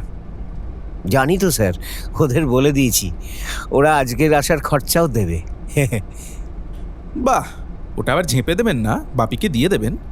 কি যে বলেন স্যার, ঝাঁপবো কেন? না, এই প্রসঙ্গটা আগে তোলেননি বলে একটু সন্দেহ হচ্ছিল। চুপ করবি। বেশ করব, তোরই তো উপকার করছিলাম, না চাইলে করব না। আচ্ছা একেনবাবু, লুকিয়ে লুকিয়ে তখন আরমান্দর সঙ্গে কি কথা বলছিলেন? আর লুকিয়ে লুকিয়ে কেন? আমাদের বিশ্বাস করেন না বুঝি আর? কি যে বলেন স্যার, আপনাদের বিশ্বাস না করলে আমার চলে? ধ্যাত্তেরিকা, প্রশ্নের উত্তর প্রশ্নে হয় না, উত্তরটা দিন না। কয়েকটা জিনিস স্যার। এক হলো, অনিন্দিতা ম্যাডামের কাছ থেকে অজয়বাবুর হ্যান্ডগানটা নিয়ে একটু পরীক্ষা করা দরকার। অনিন্দবাবুর গায়ে লাগা বুলেট ওই হ্যান্ডগান থেকে বেরিয়েছিল কিনা।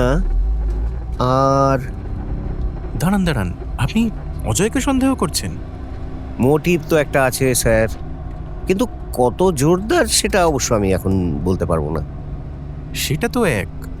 আর আর স্যার, জানতে অনিন্দিতা ম্যাডামের মনে আছে কিনা কতক্ষণ অজয়বাবু পার্টি ছেড়ে বাইরে ছিলেন।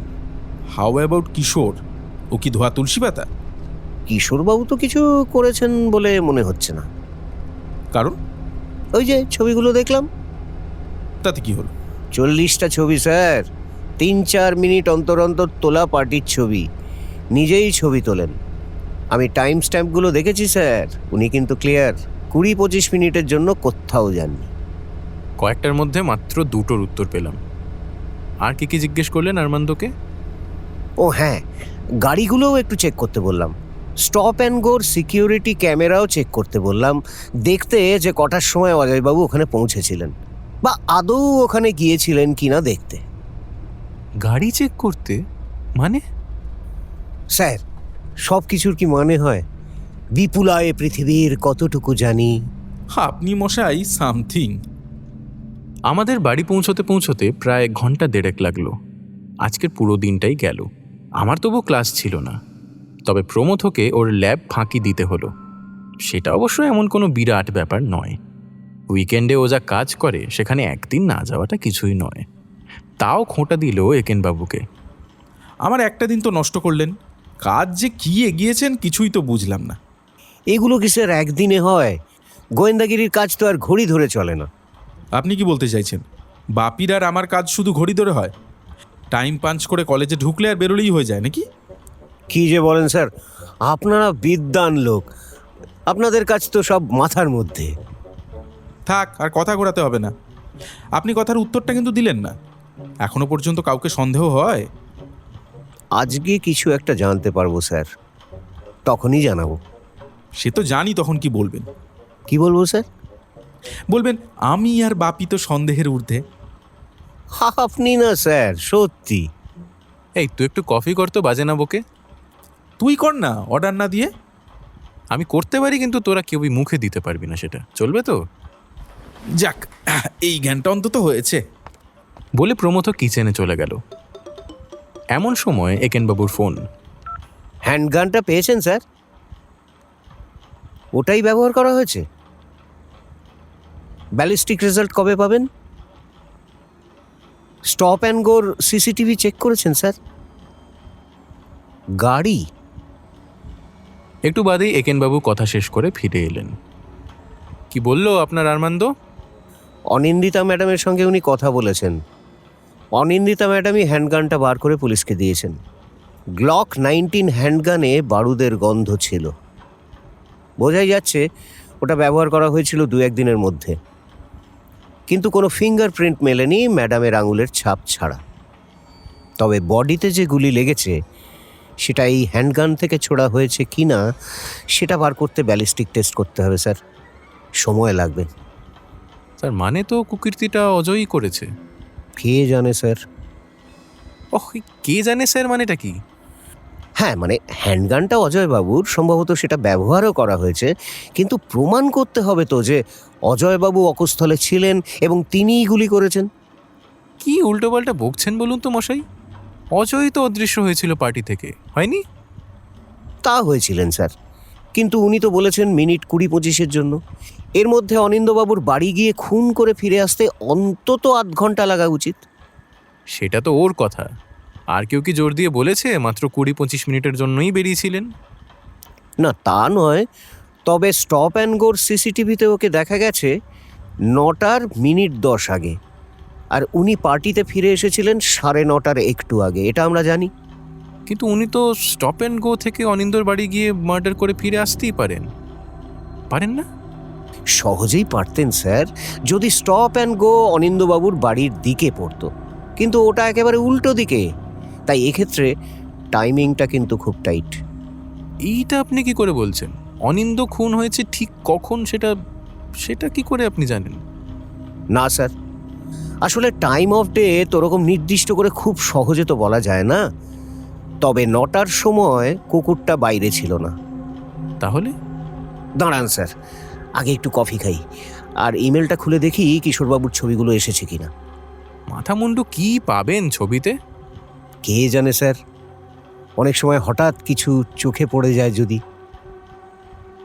একেনবাবুকে আর প্রশ্ন করে লাভ নেই। মনে হলো উনি অজয়কে হিসেবের খাতা থেকে বাদ দিতে একটু যেন বেশি উদ্গ্রীব। ওর মাথায় ঘুরছে দেবা না জানন্তী। আমি আমার নিজের ইমেল নিয়ে বসলাম। সোমবারে এত ইমেল আসে, বেশিরভাগই কলেজ সংক্রান্ত, অত্যন্ত বোরিং। এই সময়টাতে প্রমথর বানানো কড়া কফি মিরাকেলের মতো কাজ করে। দুর্দান্ত কফি বানিয়েছে আজকে। প্রমথও আমার পাশে বসে ওর ল্যাপটপ খুলে বসলো। একেনবাবু কফি নিয়ে নিজের ঘরে চলে গেলেন। কফিতে কয়েক চুমুক মাত্র দিয়েছি, এমন সময় একেনবাবুর গলা শুনতে পেলাম, একটু যেন উত্তেজিত। গাড়িতে ছাপ পেয়েছেন? চমৎকার। গাড়িটা ধোয়া হয়েছিল কবে? 3-4 আগে। ব্যাস, এবার ম্যাচ করে কিনা দেখুন। অজয়বাবু আর সেই সঙ্গে ত্রিদীপবাবু আর অনিন্দিতা ম্যাডামকে জেরা করুন। Good work, very good work mister Armand. হ্যাঁ হ্যাঁ হ্যাঁ, গাড়ি পাঠিয়ে দিন কাল সকালে, আমি যাচ্ছি। কি ব্যাপার? কি রহস্যের সমাধান এত তাড়াতাড়ি হয়ে গেল? মনে তো হচ্ছে স্যার, তবে ম্যাচ না করা পর্যন্ত সেটা সঠিক বলা যাচ্ছে না। কি ম্যাচ করা পর্যন্ত? হ্যান্ডগানে ফিঙ্গারপ্রিন্ট তো শুধু অনিন্দিতার পাওয়া গেছে। আরে না স্যার, উনি তো সারাক্ষণই পার্টিতে ছিলেন। তাহলে? বলছি স্যার, বলছি, কিন্তু এগুলো এখনো প্রিলিমিনারি থিঙ্কিং, কিন্তু কয়েকদিন লাগবে এটা কনফার্ম করতে। আরে ক্রিপ্টিক্যালি না বলে একটু বিশদে বলুন না। বলছি স্যার, তার আগে কিন্তু আরও 1 কাপ কফি হলে খুব ভালো হয়। এটা না হঠাৎ করে শেষ হয়ে গেল। জ্বালিয়ে খান মশাই আপনি। আচ্ছা ঠিক আছে, রান্নাঘরে আসুন। সাসপেন্সে রেখে আমাদের টেনশন বাড়ানো কিন্তু চলবে না। রান্নাঘরে একেনবাবু বলা শুরু করলেন। আমি খুব মন দিয়ে এনলার্জ করে কিশোরবাবুর তোলা ছবিগুলো কেন দেখছিলাম জানেন স্যার? মুখের এক্সপ্রেশন দেখতে? না স্যার, কারুর কোট বা শাড়িতে লোম লেগে আছে কিনা দেখতে। আপনাদের মনে আছে কিনা জানি না, খুশের গা থেকে অসম্ভব লোম ঝরে। কালো কোট হলে তো লাগবেই স্যার, এমনিতেই ওগুলো প্যান্ট বা জামায় লেগে যায়। কালো কোট পরা সত্ত্বেও অজয়বাবুর কোটে কিন্তু আমি লোম খুঁজে পাইনি। কিন্তু দেখুন এই ছবিটা। বলেই একেনবাবু ল্যাপটপ খুলে একটা ম্যাগনিফাইড ছবি দেখালেন। সত্যি কিছু বাদামি কালো লোম লেগে রয়েছে একটা ডার্ক ব্লু কোটে। ছবিটা ছোট করতেই ত্রিদীপকে দেখতে পেলাম। এর মধ্যে আমার কাছে শুনে মিস্টার আরমান্দ অজয়বাবুর গাড়ি পরীক্ষা করেছে, সেখানে কিন্তু কিচ্ছু পায়নি। কিন্তু ত্রিদীপবাবুর আলফা রোমিওতে ড্রাইভার সিটের পাশের জানলায় কুকুরের নাকের ছাপ পাওয়া গেছে। কুকুরের নাকের ছাপ? হ্যাঁ স্যার, কুকুরের নাকের ছাপ। ওটা মানুষদের ফিঙ্গারপ্রিন্টের মতো একটা আইডেন্টিফায়ার। প্রায় 80 বছর ধরে কানাডাতে এটা ব্যবহার করা হচ্ছে হারানো কুকুরদের খুঁজে বার করতে। ত্রিদীপবাবুর গাড়ি 3-4 আগে ধোয়া হয়েছে, সুতরাং এটা একটা ফ্রেশ প্রিন্ট। এটার সঙ্গে যদি খুশের নাকের ছাপ মিলে যায় তাহলে প্রমাণ করা যাবে ত্রিদীপবাবু অনিন্দবাবুর বাড়িতে গিয়েছিলেন, কারণ খুশ গাড়ি দেখলেই জানলায় মুখ ঠেকিয়ে অভ্যর্থনা করে। তাতে হলোটা কি? বাপির গাড়িতেও তো ওই নাকের ছাপ মিলবে, আর বাপির প্যান্টেও নিশ্চয়ই কিছু লোম পাওয়া যাবে, তাই না? আচ্ছা, এই অজয়বাবুর হ্যান্ডগানটা ত্রিদীপ পেল কি করে? আপনারা ঠিক প্রশ্নই করেছেন। এখন আমি কি ভাবছি বলি স্যার। অজয়বাবু কি ত্রিদীপবাবুকে হ্যান্ডগানটা ধার দিয়েছিলেন? দিয়ে থাকলে কেন? কিন্তু আরও একজনকে দিতে পারেন, তিনি হলেন অনিন্দিতা ম্যাডাম। তিনি ভালো করেই জানতেন হ্যান্ডগানটা কোথায় আছে। কেমন চট করে আরমান্দ সাহেবকে বার করে দিয়ে দিলেন। কিন্তু অনিন্দবাবু খুন হলে অনিন্দিতা ম্যাডামের লাভটা কি? তখনই আমার মনে পড়ল দীপেনবাবুর কথা। দীপেনবাবুর স্ত্রী অনিন্দিতাকে চিনতেন দীর্ঘকাল ধরে। একটা ইঙ্গিত তিনি দিয়েছিলেন অনিন্দিতা সম্পর্কে, যা শুনে আমার মনে হয়েছিল উনি ওয়াইল্ড পার্টি ভালোবাসেন, মানে ওই গায়ে পড়া টাইপের ফ্লার্ট করেন। পরকীয়াতে উৎসাহ দেন কিনা অবশ্য বলেননি, তবে দীপেনবাবুকে ওদের দুজনের কাছ থেকেই দূরে রাখতে চেয়েছিলেন। মনে হয় সেটা গৌরবে বহুবচন, স্যার। আসলে অনিন্দিতার কাছ থেকেই তো দূরে থাকতে বলেছিলেন। এখন ভেবে দেখুন স্যার, ত্রিদীপবাবু একজন সুদর্শন কৃতি ব্যবসাদার, অজস্র টাকার মালিক, স্ত্রী নেই। ত্রিদীপবাবুর অফিসে অনিন্দিতা কাজ করতে যান, সেখানে তার প্রেমে পড়া বিচিত্র কিছু নয়। তবে ত্রিদীপবাবু এদেশের পার্মানেন্ট রেসিডেন্ট বা সিটিজেন। অজয়বাবুকে দেশে ফিরতেই হবে, কারণ আর 1 বছর মাত্র ভিসার মেয়াদ। ওদের ছেলেপুলে নেই। সুতরাং ম্যাডামের পিছুটান বলতে একমাত্র অজয়বাবু। তখনই আমার মনে হলো স্যার, এই খুনের সঙ্গে অনিন্দিতা ম্যাডামেরও জড়িত থাকা অসম্ভব নয়। অজয়বাবুর সঙ্গে অনিন্দবাবুর ঝগড়ার মূলেও অনিন্দিতা ম্যাডামই ছিলেন। অজয়বাবুর বাবা সম্পর্কে যে কথাগুলো আমাদের বলেছিলেন, সেগুলো নিশ্চয়ই ত্রিদীপবাবুকে অনিন্দিতা ম্যাডামই জানিয়েছিলেন, আর সেটাই ত্রিদীপবাবু অনিন্দবাবুকে শুনিয়েছিলেন। কিন্তু অনিন্দবাবুকেই কেন? তাই না স্যার? কারণ ওরা দুজনেই জানতেন অনিন্দবাবু পেটে কথা রাখতে পারেন না। মদ পেটে পড়তে যা জানেন সেটা হুড় হুড় করে বলতে শুরু করে দেন। সেটাই ঘটল, আর তাতে অজয়বাবু অগ্নিশর্মা হয়ে উঠলেন। এই নিয়ে দরজা বন্ধ করে ওদের মধ্যে একটা প্রবল তর্ক বিতর্ক শুরু হয়ে গেল। শেষে অজয়বাবু বললেন, I will kill that scoundrel. হতে পারে মাতালের উক্তি, কিন্তু সন্দেহের বীজ বেশ ভালোভাবেই রোপণ করা হলো। এখন অজয়বাবুর হ্যান্ডগানটা ত্রিদীপবাবুকে ব্যবহার করতে দিয়ে যদি অজয়কে খুনি প্রমাণ করা যায়, তাহলে ত্রিদীপবাবুর সঙ্গে ওর মিলনটা কিন্তু খুব সহজেই হতে পারে। এটা খুব নেগেটিভলি বলছি, কিন্তু এছাড়া অন্য কোনো এক্সপ্লানেশন মনে করতে পারছি না। এই নাকের ছাপের থিওরিটা পেলেন কোত্থেকে? কি মুশকিল স্যার, আপনারাই শুধু রিসার্চ করতে পারেন। গুগল সার্চ করুন না। একটু বাদেই আবার ফোন। আইলিনের বাড়িতে গিয়ে পুলিশ খুশের নাকের ছাপ নিয়েছে। প্রাথমিকভাবে মিলও পাওয়া গেছে। এক্সপার্টদের ডাকা হচ্ছে। এই কাহিনীর উপসংহারটা খুবই দুঃখজনক। অনিন্দিতা আর ত্রিদীপকে জেরা জ্যাকই করেছে। একেনবাবু আর নিজেকে জড়াতে চাননি। দুজনেই অপরাধ স্বীকার করেছে। 8 ঘন্টার জন্য ত্রিদীপ পার্টি থেকে অদৃশ্য হয়েছিল। কেউই সেভাবে খেয়াল করেনি, কারণ কাজের জন্য মাঝে মাঝে আড্ডা ছেড়ে ফোন নিয়ে বাইরে কথা বলতে যেতে হতো ওকে। তবে খুনটা খুব পরিকল্পনা করেই করা। হ্যান্ডগানটা অনিন্দিতা ত্রিদীপকে অ্যানিভার্সারি পার্টিতে যাবার আগেই দিয়ে এসেছিল। কাজটা সেরে ত্রিদীপ ফেরত দিয়েছিল সেই রাত্রি, যখন গাড়ি করে অনিন্দিতাকে বাড়িতে নামিয়ে দেয়। দুজনেই এখন জেলে। অজয় দেশে ফিরে গেছে। এসবের পরে বিচিত্রা ক্লাবের পুজোয় মনে হয় না আর আমাদের কোনোদিন যাওয়া হবে বলে।